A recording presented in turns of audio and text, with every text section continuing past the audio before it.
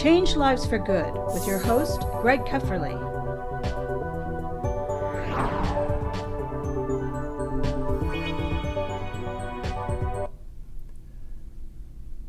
We have all heard the stories of war and conflict forcing millions of people to leave their homelands and seek a safe haven elsewhere. We've also heard the stories recently of thousands of unaccompanied children streaming across the border to find a safe haven from violence, from gangs, from poverty and abuse and neglect. Who are these people? Who are these refugees coming here for help? And what can we do to help them? Hello, my name is Greg Kepferle. I'm CEO of Catholic Charities of Santa Clara County, and welcome to Change Lives for Good. Today our conversation is on refugees and refugee foster care. But before I introduce you to our guests, I want you to watch this clip of one refugee who fled the Central African Republic. My name is Bonde. I'm from Central African Republic. My country have a hard situation for the world. They have a fighting for the government. It's in Patase and Bozeze. Some soldiers just go into the village to fight people, and they become rebel. And when they become rebel, they're fighting everybody, and they don't care. And in 2014, I was too young. My mom taken about me, and my mom passed away in 2008. The refugees have a lot of problems. They don't have a food. They don't have nothing. They need to find by themselves. And sometimes you have sick, like malaria. You don't have a support. You don't have nobody who can help you, and you have to find by yourself. If so many people die, for your family is really hard. My first time to arrive here, I really appreciate my social worker. She's a very nice person. Her name is Brittany. That is the moment to change my life, to go to school, to looking for something else, because I have someone who can support me. And Catholic have a nice program because they have a school and the office, and they have a good teacher for school, and they have a nice people like social worker. Everybody is really nice, and they have a lot of service there. They can take care about you for many services. About your paper, your social security number, and how to get a job. They have everything here, like the house, for everything, because Catholic Church is the best thing you can live in there, and you can be great, because people there working really nice. I'm really happy when I was coming there, because they helped me a lot for school, for everything. And I'm happy too, because everything in my life really changed really quickly. For school, I speak English. I do so many things right now by myself, and I'm so happy for that. And thank you for everything what Catholic Church have done for me. So that's the story of Martial, an amazing life changed for good. And with me today are three other amazing people who are changing lives for good. First is Teresa Samuel Boko, who is a refugee from Sudan. Yes. And she'll tell us her story.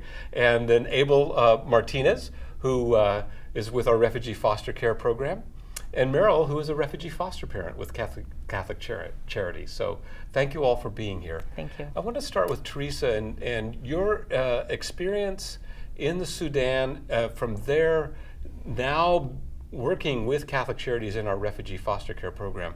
So tell me, what was that like? What was that experience like coming to America as a refugee? Well, as for all refugees, there is a lot of challenges for us refugees when we move from our country of origin to another country of asylum and then being resettled in a third country. there are linguistic, cultural differences. There are lots of challenges when we start employment and secure housing and so on and so forth. So these challenges, as along with the resettlement agency that resettles us, there is volunteers and there are mentors who accompany us in that journey, which makes it easier for us during the resettlement process. That's good. So you have a lot of people to help you along that way. Correct. But to get here, I mean, that must have been a really tough journey for you to start with.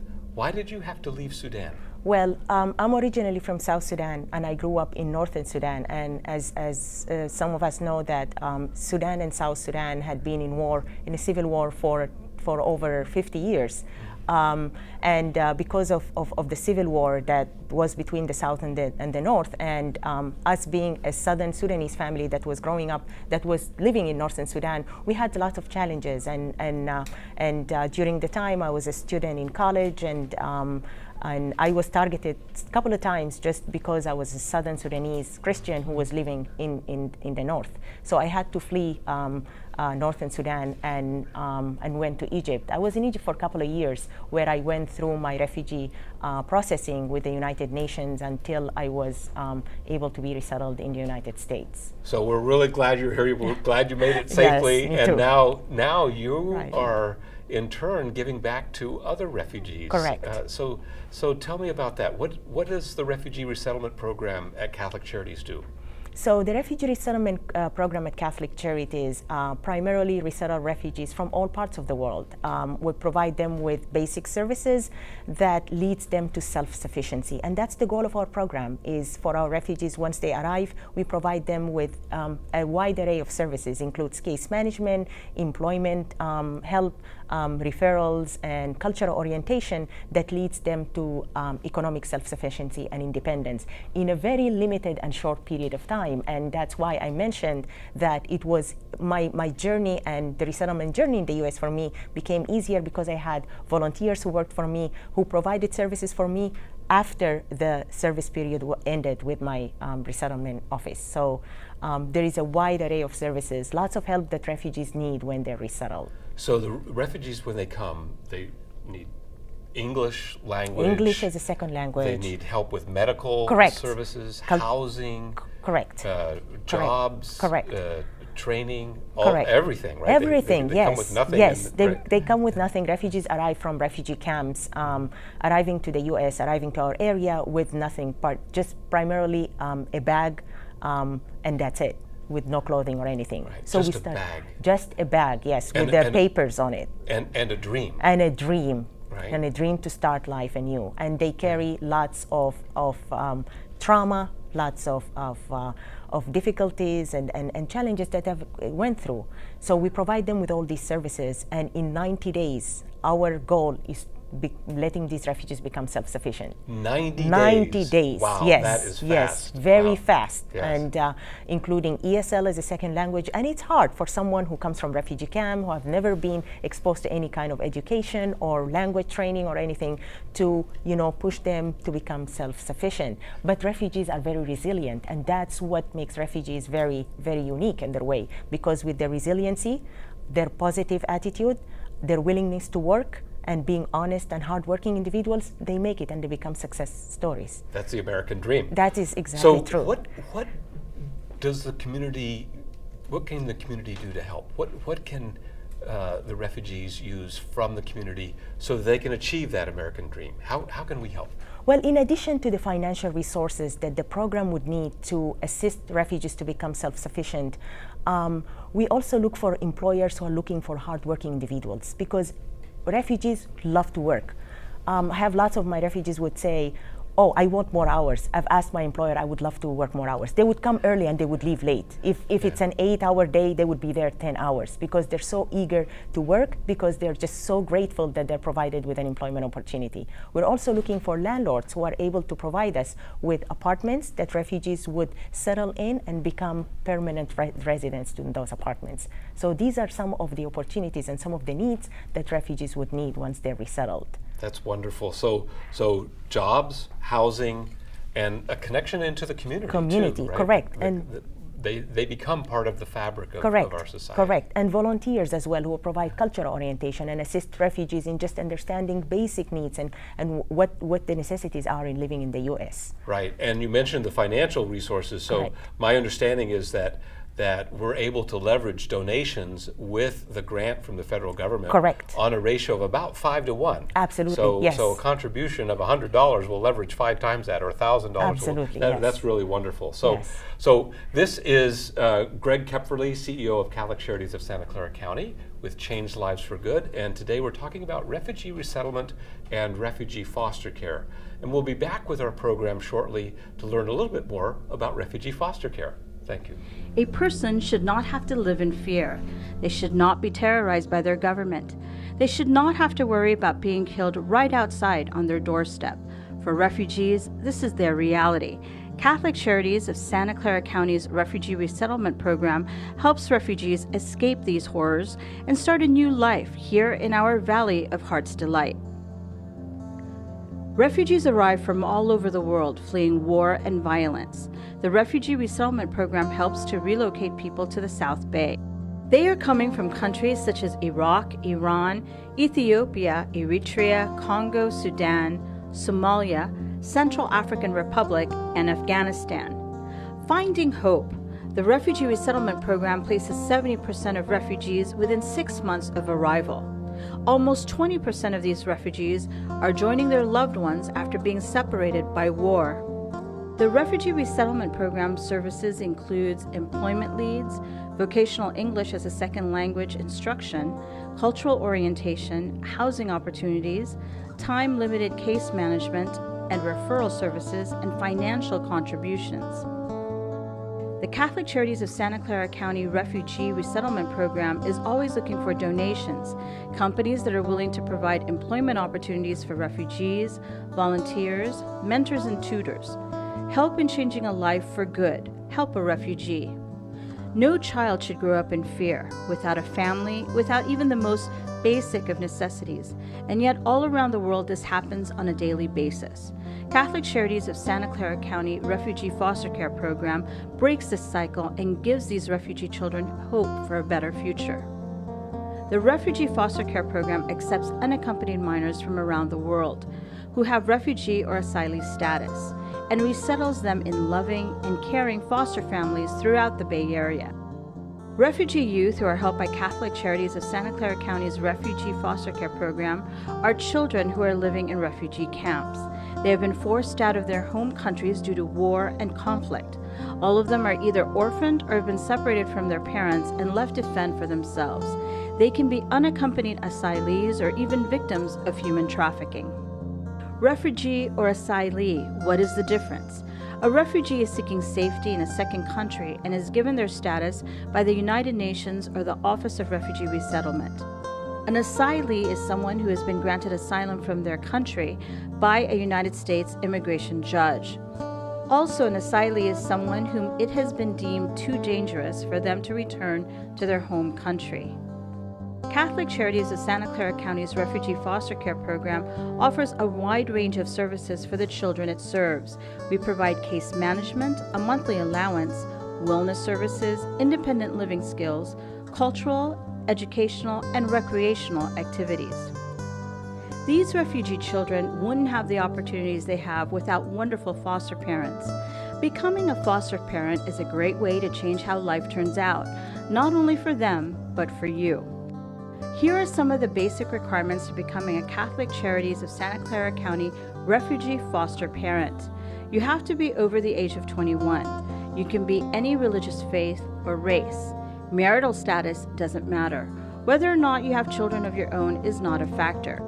You do need to complete training and pass licensing.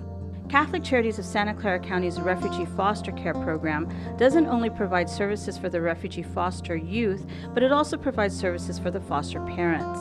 Foster parents are provided with case management, support through the licensing process for as long as they have the foster child. There are monthly training sessions, and foster parents are provided monthly financial reimbursement for housing, food, and clothing for the foster child. Help change how life turns out. for them, for you. Call about becoming a Catholic Charities of Santa Clara County refugee foster parent. Catholic Charities works to end poverty by helping families and individuals get the tools they need to become more self-reliant. It offers a hand up rather than a hand out through a wide range of services and serves more than 41,000 people each year of all cultures and beliefs. Welcome back to Change Lives for Good. I'm your host, Greg Kepferle, CEO of Catholic Charities of Santa Clara County, and we're talking about refugees and refugee foster care today. With me today are Teresa Samuel Bolco, Abel Martinez, and Meryl. Meryl is a refugee foster parent, and Abel is with the Refugee Foster Care Program, and Teresa we talked with earlier about the Refugee Resettlement Program. So on Refugee Foster Care Program, Abel, you're working in that program. What's motivated you to engage with refugee foster youth? Yeah, Greg, I grew up sort of a migrant farm worker. My grandparents crossed over the Rio Grande and they migrated with the crops to the Central Valley. I remember when I was just a little guy picking grapes, and immigration would come in their large vans, and I remember just people running, and I ran too because I felt that I needed to. I didn't know any other thing to do, but I was 10, 11 years old picking grapes, and I ran. And those experiences sort of growing up really sort of shaped my mind and my heart to be of social service, to work with people. When an opportunity came to work with immigrants and refugees, I jumped on the opportunity and I just felt like it was home from there. Yeah, that's terrific, wonderful. So in the Refugee Foster Program, what do you do? What does the program do? And who do you serve and how do you help them? Yeah, well, if you can imagine Teresa's journey and apply that sort of thought to a 14-year-old child or a 15-year-old child, sometimes younger, who are coming from war-torn areas, who have been abused or abandoned or neglected and are forced out of their own country and they seek refuge in another country.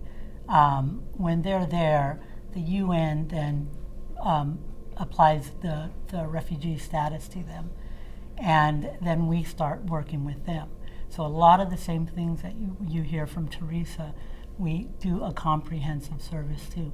We work with education, we work with their with mental health, their healthcare needs, and we're also a licensed foster care provider, so we can certify parents like Meryl to become foster parents. Right. So key in that whole process are foster parents like Meryl. So I want to introduce us to Meryl, and thank you for being with us today. My pleasure. So what motivated you to become a foster parent?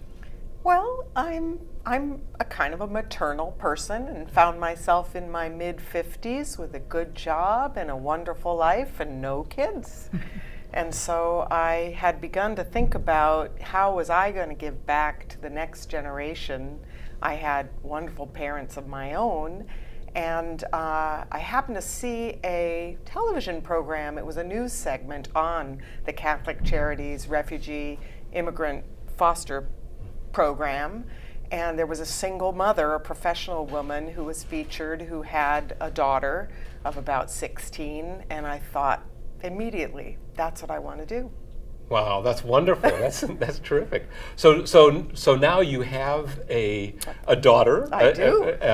Who came from Somalia. Is that correct? Yes, she was born in Somalia, but her family had to flee Somalia when she was 2, so she doesn't have any memories of Somalia, but she has memories of Somalian culture because she grew up in a refugee camp that was full of people from Somalia. Right. And so as a refugee foster mom, so what are the things that you do with your daughter? How is that? You worked know, out? what's surprising me is just how much it is in some ways like having any teenager. You know, I mean, there are definitely differences, of course, cultural differences or whatever, but I mean, we picnic, we go to see the fireworks at 4th of July, we watch movies that she wants to see because she can't stand the movies I like. You know, those are, and I see my friends who do have teenagers that are, you know, their own children, and our conversations, you know, like keep your cell phone on so I can reach you,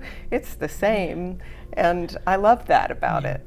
Yeah. So wonderful. That's really terrific. It sounds like you've got a great relationship. I mean, we need more foster moms, foster parents like you, Meryl. And so Abel, how do we recruit foster parents, and what do they need to do to become part of the program? We are always looking for foster parents, and thank you, Meryl.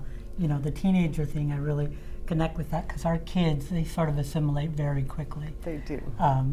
Yeah, so we really, really need foster parents, and the process is, it doesn't take as long as most people think it does. They do have to do a certification training, and they have to do a background check, and then we do what's called a home study, where we send a social worker out, or myself, to go and make sure that the home is a viable home, and that it's a really good fit for identified youth. And then from there, we certify within about 5 or 6 weeks. And get them ready for a child, for a youth. No, that's wonderful.